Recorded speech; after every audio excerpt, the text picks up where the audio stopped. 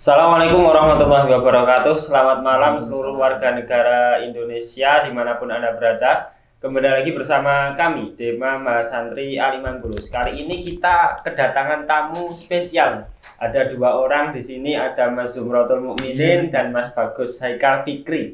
Ya, selamat datang. Terima kasih sudah memenuhi kehadiran. Oke. Mereka ini adalah seorang mahasantri dari Mahat Ali Al-Iman Bulus ya. Ingat ya, mahasantri bukan mahasiswa. Ya. Jadi beda antara mahasantri kan mahasiswa. Ya. Oke, jadi ini buat yang belum tahu. Bedanya apa, Mas? Antara mahasantri dengan mahasiswa. Oh iya. Kita lihat dari dua kata ya. Ya. Yang pertama adalah mahat. Yang kedua adalah santri. Kita tahu maha itu berarti kan yang paling ya. Yang paling. Maha yang paling. Kalau Allah berkuasa, kalau kita berkuasa, Allah itu maha berkuasa. Maha berkuasa. Kalau santri itu ya santri yang mondok itu. Jadi santri itu apa? Ya si paling santri. Si paling. Oke. Benar. Ya belum culture lah. Santri kalau belum paling ya. Iya. Belum nyampe. Makanya harus mahasantri dulu. Jadi harus si mahasantri dulu ya kalau mau dibilang si paling ya. Oke. Nah, itu adalah mahasantri. Oke, di sini kita akan membahas sebuah topik yang fenomenal, yang viral di media sosial terutama, yaitu topik tentang mengenai gus-gusan. Oh iya. Gus-gusan. Ini itu memang marah sekali itu. Dan memang sangat cocok kalau kita bahas di sini. Oke, mungkin bagaimana tanggapan Anda mengenai fenomena gus-gusan ini, Mas? Gus-gusan ya. Ya memang sih sedang hangat, bahkan sampai diangkat jadi film ya. Iya, di negeri sebelah. Negeri jiran mengangkat filmnya, iya benar sekali benar. Mengangkat film dengan tema ya isu-isu yang ada. Beda. Benar sekali. Pertama, ya Anda tepat sekali bertanya pada kami. Kami ini mengakui bahwa sebagai santri, kami sampai kapanpun akan selalu ikut dengan gus-gus kami. Ya. Jangan-jangan Anda juga dituduh sebagai orang-orang yang ini. Termasuk ini. Termasuk. Saya gusnya. Ya. Gimana Mas kalau santri ini? Jadi ya memang gitu. Kami mengakui dan kami memang melakukan bahwa dalam rangka untuk menghormati beliau-beliau yang telah mengangkat derajat kami dari orang bodoh menjadi orang yang tahu. Oh iya, berarti kayak orang-orang yang membimbing spiritual gitu Mas ya. Iya benar sekali. Benar. Karena pada dasarnya dalam Islam pun juga mengakui bahwa si orang murid harus taklim kepada gurunya. Iya. Seperti Imam Nawawi dalam majmu'nya itu ada praktek cium tangan orang yang alim. Iya. Kemudian meminum bekas air minumnya. Iya. Bahkan mencium kakinya pun juga dibenarkan oleh beliau. Iya. Berarti oleh ulama salaf pun dicontohkan ya. Benar sekali dicontohkan. Cuman untuk prakteknya kan banyak yang keliru Mas. Karena kan kalau yang di santri sendiri itu kan melakukan hal-hal tersebut itu kan ada alasan khusus ya. Kami menyebutnya itu kan tabarukan. Jadi enggak sembarang orang itu kita jadikan tabaruk Mas. Enggak pohon beringin yang buat ya kan dibuat berteduh seorang ulama terus kita tabarukan ke pohon beringin enggak. Tapi kan ada hal-hal khusus, hal-hal tertentu yang membuat kita itu menjadi tabarukan kepada beliau-beliau. Ya salah satunya itu tadi karena para ulama sendiri yang membimbing jalan spiritual kami sehingga sangat patut kalau kita menghormatinya itu lebih daripada kita menghormati orang lain begitu Mas. Okay. Tapi kalau yang untuk gus-gusan itu saya juga nggak tahu itu kenapa orang-orang pada nggak karuan gitu ya. Okay. Itu kan sangat berlebihan. Modal duduk di panggung ya ambil mic kita qasidan kita sholawatan tiba-tiba celup wah itu parah sekali ya. Oke. Jadi pada intinya itu Mas, kami tetap percaya bahkan mengakui akan perlakuan itu kepada orang yang kami anggap istimewa. Tapi kami perinci juga, kami menolak hal-hal yang terlalu berlebihan. Seperti halnya kalau kasus-kasus kemarin itu salaman dengan santri putrinya itu kami wah itu bahkan syariat pun melarang Mas. Jadi intinya kami menghormati beliau-beliau tapi tetap dalam koridor halal syariat. Islam Legal syariat. Ada misalnya halal lah gitu. Oke. Kamu tahu yang lagi viral ya? Apa? Kan terakhir MUI itu fatwa bahwa sonhorek haram. Iya. Terus sonhoreknya dikasih label halal ya. Jadi mereka melawan MUI dengan logonya MUI. Oke. Plus 62 ya guys. Iya. 1362 ada aja. Oke, ini kan fenomena tadi gus-gusan ini juga sangat mengundang pro kontra di antara masyarakat. Di situ ada yang mengaitkan dengan yang namanya feodalisme. Oh iya. Feodalisme. Iya benar. Oke. Mungkin dari jenengan apakah ini bisa dikaitkan atau memang benar bisa dikatakan sebagai feodalisme? Kalau kita kaitkan ya apakah ini sesuai dengan praktek feodalisme? Mungkin kalau kita lihat secara praktiknya ya itu memang seperti feodal. Tapi kan kita harus mengetahui terlebih dahulu kan cara pengertian, cara ta'rif sebenarnya feodal itu sendiri apa sih gitu kan. Karena kalau saya cari-cari di beberapa sumber, inti daripada feodal itu menghormati jabatan, Mas. Menghormati jabatan, bukan menghormati sepak terjang atau pencapaian seseorang gitu. Jadi kalau kita lihat feodal secara praktik memang feodal, tapi secara pengertian tidak masuk. Karena kami sendiri para santri itu menghormati guru pertama karena mereka yang membimbing kami dari ketidaktahuan menjadi tahu. Terus yang paling penting mereka adalah sebagai murabbi ruh. Nah, ini yang menjadi istimewanya mereka sebagai murabbi ruh, orang yang mendidik ruh kita agar ruh kita itu selamat dunia akhirat sebenarnya gini. Tapi kan kalau feodal itu kan ya tahu sendiri Mas, ya kan? Iya.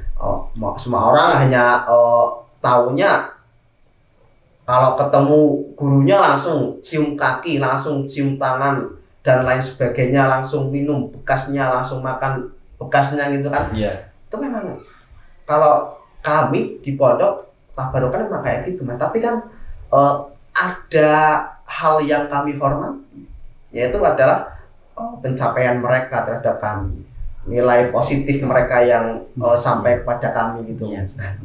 Oke. Menarik. Jadi kalau kami ini membedakan antara poin feodal dengan poin takzim. Kami menghormati mereka karena takzim. Guru kita takzim. Benar sekali. Kami pun kalau ketemu orang tua kami ya cium tangan. Sama saja takzim kan. Tapi enggak feodal tuh. Enggak viral juga. Enggak viral juga. Oke. Ya, intinya seperti itu. Jadi dalam konteks kita itu berbeda ya, bisa dikatakan berbeda antara feodal dan takzim tadi ya. Beda. Feodal dan takzim. Oke. Dan ini efek atau dampak yang kita rasakan terhadap fenomena ini kan sangat besar, terutama di penurunan pendaftaran pesantren kan. Angka kepercayaan terhadap pesantren itu kemarin ini kan menurun. Oke, jadi apakah ini menurut jenengan, apakah pola-pola seperti ini masih atau mungkin pendidikan pesantren itu masih relevan untuk menghadapi zaman modern seperti ini? Yang pertama yang kami sombongkan, yang bisa kami sombongkan. Iya. Maksudnya yang jadi apa istilahnya? Yang jadi identitas kami, jelas secara agama, secara mental agama, spiritual kami siap, sangat siap. Benar. Kalau terjun di masyarakat, mendidik masyarakat secara spiritual. Mungkin yang jadi kelemahan kami kaum santri selama ini adalah dari skill dalam skill dalam ekonomi. Karena Anda bayangkan saja, dari SD kami umur 12 tahun. Iya. Lulus SD. Kami langsung ke pondok belajar yang benar sampai ngalim dalam beberapa fan ilmu sampai besar lulus S1. Bayangkan saja kita disuruh bekerja setelah dari kecil kita taunya hanya belajar. Ikan ya, ilmu normal. finansial kita kurang, Iya, ilmu iya. tentang bisnis Iya. kan kurang ya, Mas. Sangat kurang. Ya memang. Ya. Kemudian belakangan ini mungkin pondok-pondok sudah mulai menjadikan ini sebagai bahan evaluasi. Iya, iya. Iya. Bahan Iya, evaluasi. iya. Karena itu sebagai menanggulangi ada santri-santri yang melakukan praktek. Nah, kita jual air barokah. Ya. Iya, karena para santri kan nggak tahu kan Ya. ilmu tentang keuangan, ilmu tentang apa. Jadinya mereka, wah ini Jalan kayaknya keluarnya peluang, gitu. peluang gitu ini ya. masyarakat yang tidak tahu, ya ini jadi peluang besar nih. Saya jual air barokah penyembuh segala penyakit. Oke. Makanya sangat penting sebenarnya. Oke, dengan melihat tadi ya kelemahan kita sebagai santri di bidang ekonomi, di bidang finansial, menurut jenengan apakah kita nantinya akan siap untuk menghadapi bonus demografi yang akan terjadi ini nanti di 2030 ya katanya ya? Nah itu, menurut Puncaknya, jenengan gimana? puncaknya. Puncaknya di 2030. Oh. Oke. Jadi kalau santri sekarang ya, itu kan santri tempo dulu konsepnya mungkin seperti itu. Kalau santri sekarang ini kami lihat dari pondok-pondok sudah menyediakan, contoh di Sidogiri, Iya. pondoknya ini ada apa? Toko apa itu tadi? Basmalah ya. Toko toko Basmalah. Yang bahkan ini mendukung UMKM sekitar pondok, bukan hanya pondok, jadi sekitar pondok. iya. Jadi bisa jadi itu sebagai tempat pelatihan santri Iya. untuk mengetahui ilmu-ilmu bisnis ya. Ya, benar Oh, sekali. itu sangat baik berarti itu. Itu menjadi Bahkan- nilai plus itu. Oh. Kalau di pondok kami pun itu ada kelas furnitur kayu. Iya, benar, Ada benar. kelas las besi, ada kelas tukang. Oh. Jadi harapannya santri pulang ke desa itu bukan hanya menjadi sentral agama, tapi juga mempunyai skill untuk Bermasyarakat. bermasyarakat, Oh iya, menggerakkan benar, roda benar, ekonomi. benar. Karena kalau di desa sendiri kan banyak ya masih gotong royong gitu Iya. kan. Bikin rumah kita nggak nyewa tukang, tapi memang tetangga kita ajak. Iya, memang saya nggak setuju itu, karena jangan sampai santri di rumah itu cuman model doa-doa aja gitu, Mas. Tapi kalau Iya, ada iya. orang yang misalnya di hajatan gitu, kita ikut pasang tendanya itu kan, Iya. atau kita yang pasang-pasang sound gitu kan, juga malah itu nilai plus di masyarakat karena itu bentuk dari kerja nyata. Benar sekali. Jadi kontribusi santri di dunia kemasyarakatan itu akan lebih terasa. Iya, benar sekali. Benar sekali. Lebih terasa. Kemudian kalau tadi ditanyakan siapkah mahasantri dalam menghadapi bonus demografi? Iya, iya. Pertama kita perlu memahami apa sih demografi itu. Oke. Benar sekali. Ya, bonus demografi ini ya seperti tadi, kita harus memahami semua dari kata per kata. Ya. Bonus itu ya bonus, sesuatu yang senang, bonus. Kalau demografi ini adalah suatu disiplin ilmu yang membahas tentang jumlah penduduk. Oh, yang mendata gitu, Mas. Ya, yang mendata angka kematian, angka kelahiran, angka sakit. Oke. Nah, kapan demografi ini menjadi bonus untuk negara kita? Ketika didukung oleh sektor-sektor lain. Ya. Seperti halnya umpama kita masuk ke 2030 dalam keadaan bonus demografi.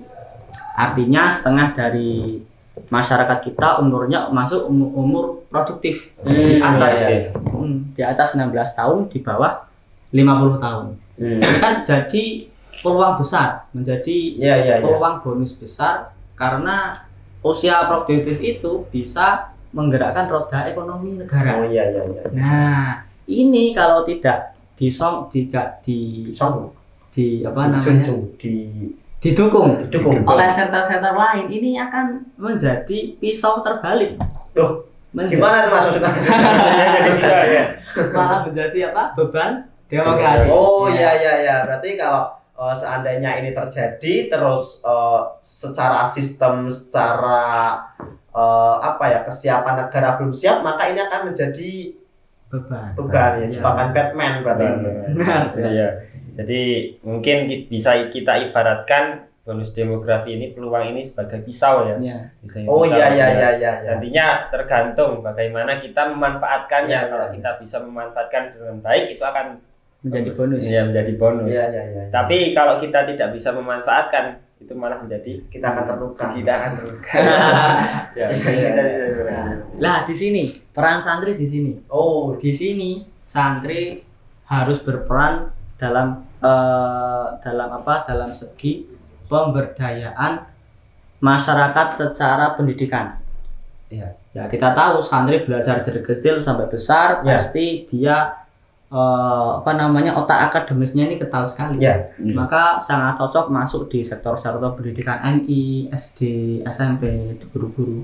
Bahkan kalau kita lihat track record kita pendahulu kami, ini nggak masuk sektor sekolah. Sektor pendidikannya ini sektor masjid. Tidak Oh, iya, dapat iya, upah, iya, tidak iya. dapat apa-apa. Pokok ikhlas memajukan kecerdasan bangsa. Iya. Nah, Mereka para orang-orang tanpa pamrih. benar. Iya. Jadi sebenarnya apa peran mahasantri dalam mensukseskan bonus demografi? Kami sudah berperan dari dulu. Benar sekali, saya setuju. Ya, dan bisa saya katakan kalau peran dari mahasantri ya, kita katakan santri aja ya di sini ya. Kita katakan santri perannya memang sangat urgent kalau kita lihat, sangat urgent ya, karena keimanan seseorang gitu kan tergantung tempat tinggal dia, Mas. Ya kalau tempat tinggal dia lingkungannya baik-baik ya kan, orang-orangnya suka ngaji, ya insya Allah imannya juga baik, karena kan banyak sekali kan daerah-daerah ya mohon maaf kita katakan sebagai Islam KTP.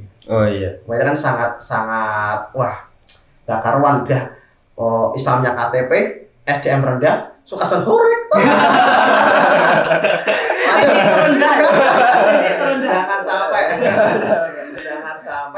Jangan sampai kita suka terkait hal-hal yang sudah diharamkan MUI tapi melawan dengan logo MUI itu. Jangan sampai. Makanya ya peran santri memang sangat urgent, terutama dalam mendidik karakter bangsa ya, karena akhlak itu kan nomor satu ya.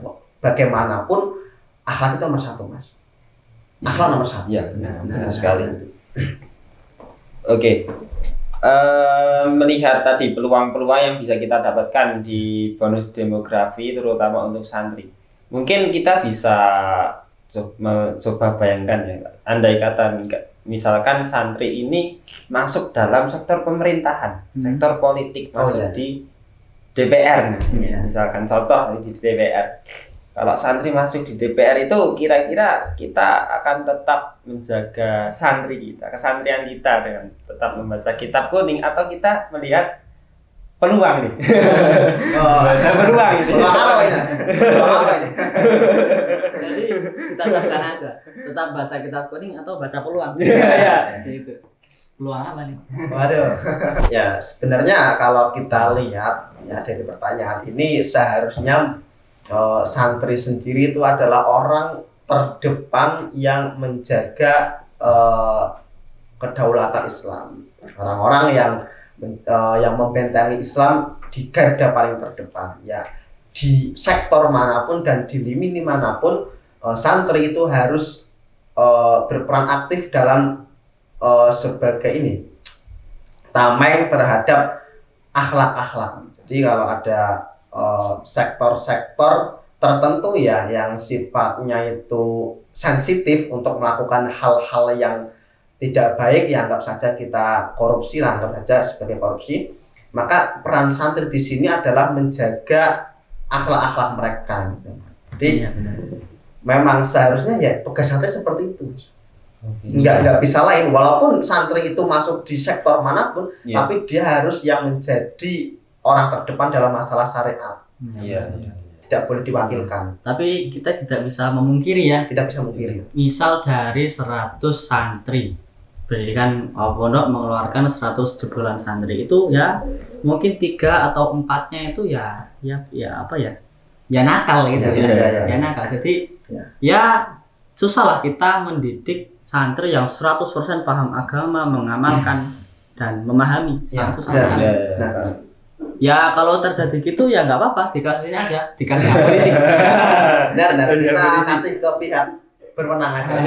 Iya benar. Kasih aja polisi. Oke, berarti kita nggak bisa menjamin 100% ya. Tidak bisa. Karena kita yang manusia biasa, bukan nabi, boy. Benar. Oke.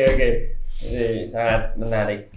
Nah, melihat fenomena juga ini untuk menghadapi bonus demografi tadi, ini kan generasi kita dihadapkan dengan kemajuan teknologi, apalagi dalam bidang mungkin ya seperti HP, gadget dan lain-lain itu kan internet itu sangat cepat sekarang. Ya. Dan banyak di antara mereka yang di situ mereka mengatasnamakan produktivitas.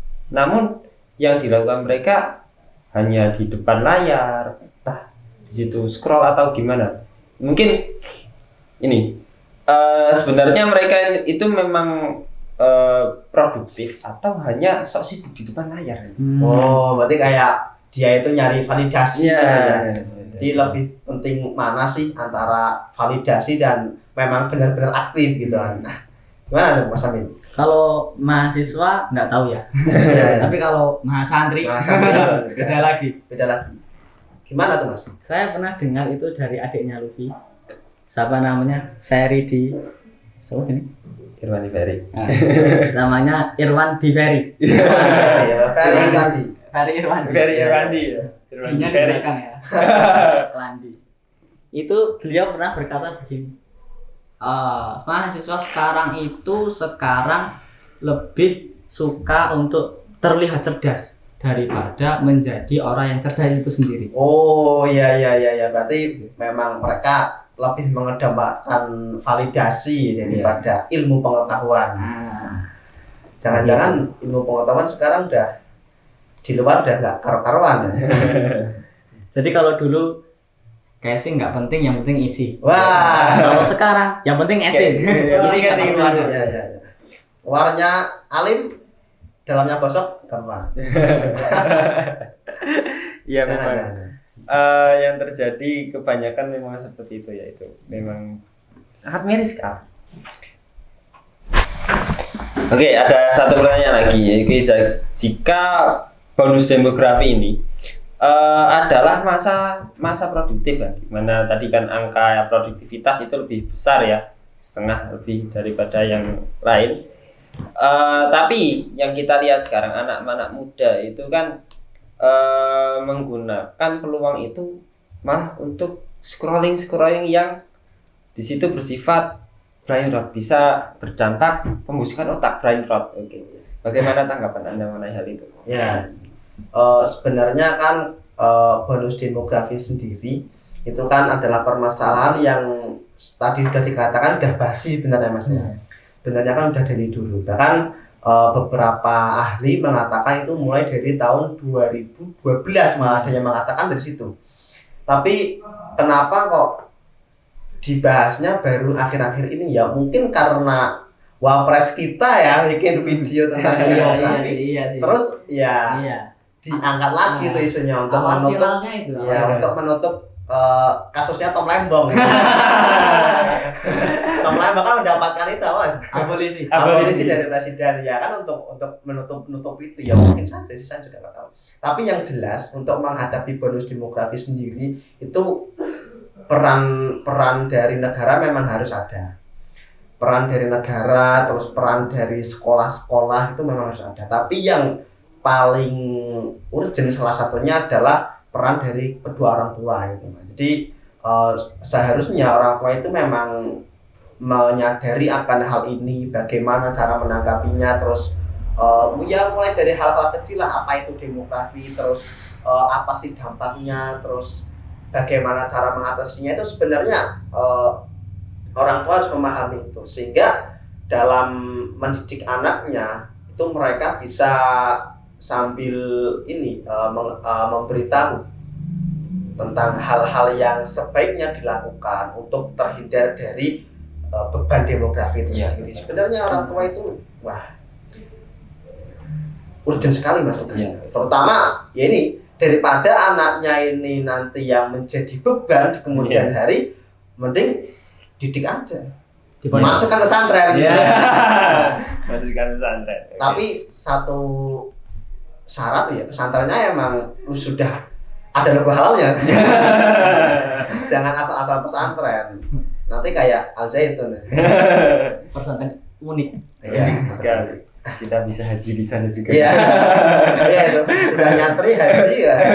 Komplit. Paket plus. Oke, mungkin cukup itu dulu. Kita sudah bahas banyak tadi ya. Benar sekali.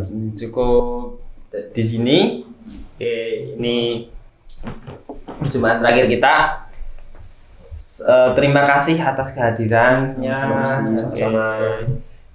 Selamat beraktivitas kembali. Oke, mohon maaf mengganggu. Oke, jadi sekian dari kami, banyak salahnya mohon maaf. Jika ada kata-kata yang mungkin kurang berkenan di hati kalian, kami memohon maaf yang besar-besarnya. Wassalamualaikum warahmatullahi wabarakatuh. Waalaikumsalam.